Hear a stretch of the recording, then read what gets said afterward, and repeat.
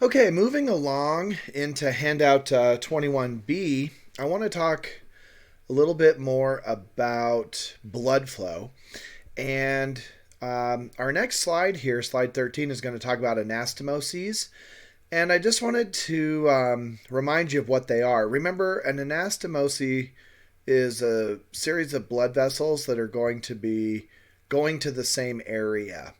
So, our example back before spring break was the coronary arteries.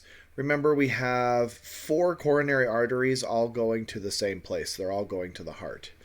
So, I just wanted to mention that. And then as we move on, let's look at a little bit at blood distribution.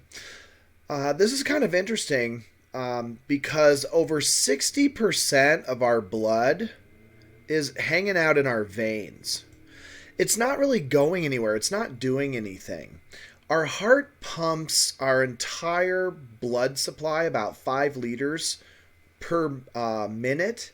However, it's not the entire blood volume because some of it's just sitting there. Some of it's sitting in the veins of the spleen, of the liver, and it's not going anywhere. Now, we can divert this blood and we can send it to the arteries if we stand up and start exercising, but a lot of that blood is just sitting there. Only around 13% of our blood volume is in the arteries at any given moment.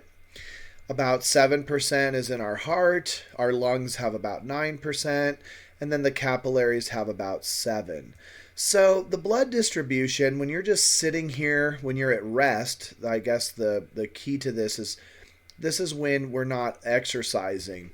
Our blood distribution is disproportional and is heavy in the veins. Okay, now going back a little bit to our capillaries. Those capillaries are going to allow movement of substances across their membranes a couple of different ways. Diffusion is a big method in moving materials in and out of the capillaries.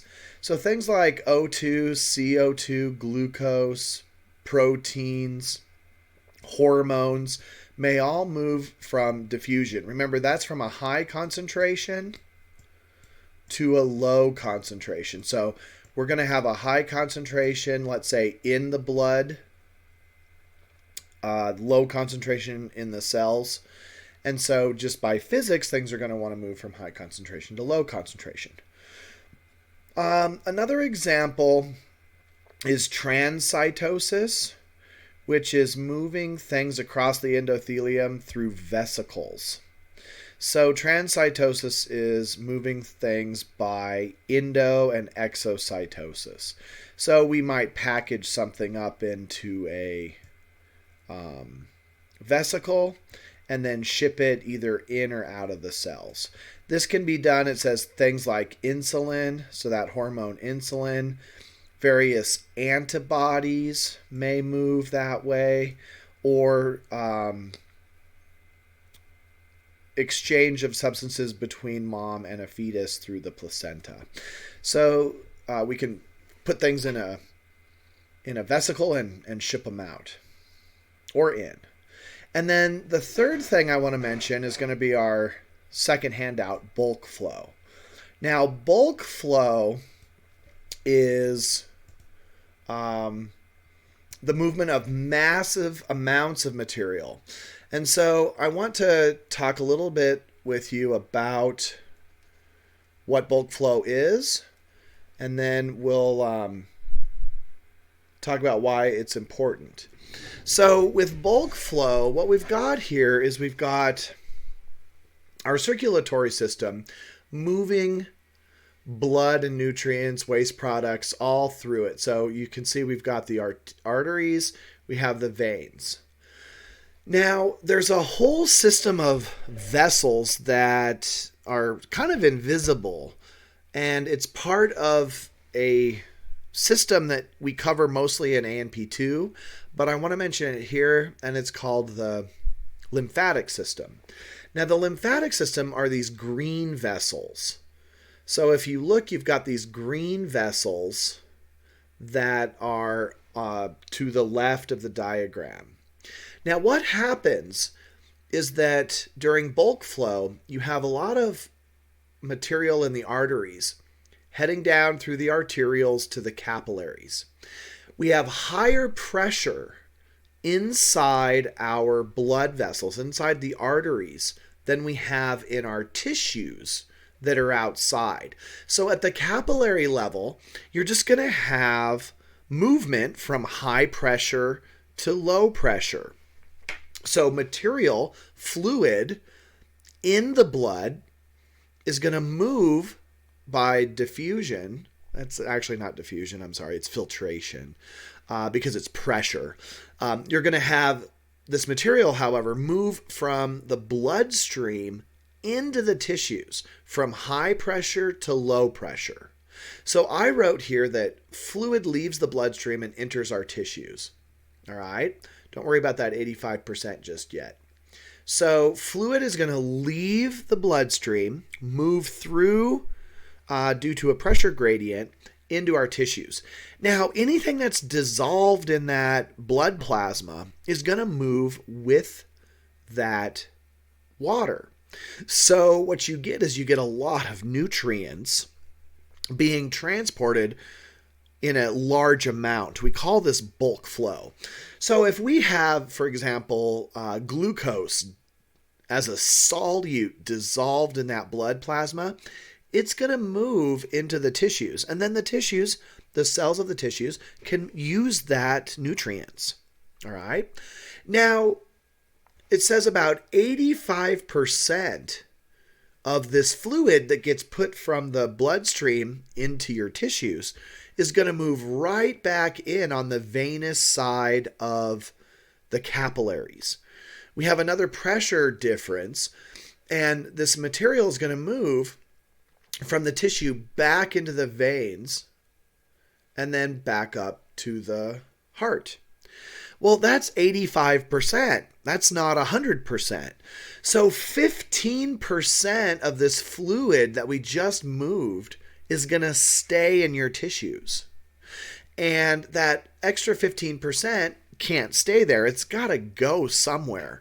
What happens is it is transported through the lymphatic vessels, through the lymphatic system, and your body removes this extra 15% by transporting it up the lymphatic system. And there is a valve that joins your lymphatic system with your circulatory system. It's up here, right at the subclavian and jugular veins. We have a valve where all this fluid is going to flow up and then go back into the bloodstream, clear up in your shoulder at the subclavian and jugular veins. Now, this means that fluid that is entering, let's say, your lower extremities, your legs, they have to be that extra fluid has to be transported all the way up through your lymphatic system to your shoulder, where that union of the lymphatic system and the circulatory system occurs. So this is bulk flow. We're going to have a bulk flow, a bulk movement of material into the tissues. Most of that fluid is then put back into the bloodstream. The 15% that's trapped in our tissues is going to be transported back up. Now, if something is wrong and you don't have this lymphatic system working properly, you can have something called edema. Edema is when this tissue, this extra 15%, is staying in your tissues. It's not, for some reason, it's not able to move up the lymphatic system. And so there's various things that can cause this. If you've ever watched Dr. Pimple Popper, a lot of times she will be draining these massive They look like growths under the skin, but sometimes they are just this lymphatic fluid where the lymphatic vessels are not, there's a defect in them, I guess. And so this fluid just gets trapped and it just builds up and builds up because you are always dumping fluid through bulk flow into your tissues. And you always need to take that excess fluid and ship it up the lymphatic system. Just an FYI, another problem that can arise with this lymphatic system and bulk flow is, let's say somebody gets a parasitic worm. They're called filarial worms. These filarial worms love to get into the lymphatic system, and this parasite will get into the lymphatic system and plug it up. So this fluid cannot move up through the lymphatic system anymore. And what happens is that lymphatic fluid becomes trapped, and it just sits there and accumulates and causes all this abnormal swelling. We refer to this disease with the filarial worm as elephantiasis. And I'll let you Google elephantiasis. I won't put some pictures up here, but it can be pretty gruesome. People's legs double, triple, quadruple in size. It usually affects their lower extremities because the filarial worms will block the movement of this fluid, and the lower extremities are often what is affected by this. The filarial worm is contracted by a fly that bites you. So if a fly lands, there's a specific fly that lands, and I think it's endemic to Africa, but if it lands and bites you, it can pass the filarial worm from it to you, and then the filarial worm will migrate to the lymphatic system where it plugs the lymphatic system. So that's just an example, kind of an extreme example, but if you're really interested in this topic of the lymphatic system, you'll want to really check out ANP2, because ANP2, we go over the lymphatic system in detail. When you think of the lymphatic system, you can also think of the immune system, because a lot of the immune cells that we talked about in chapter 19, macrophages and neutrophils, they also move through the lymphatic system. Some of them, like T cells, will hang out in the lymphatic system almost exclusively. And phagocytize, eat, and destroy pathogens that are carried through the lymphatic system.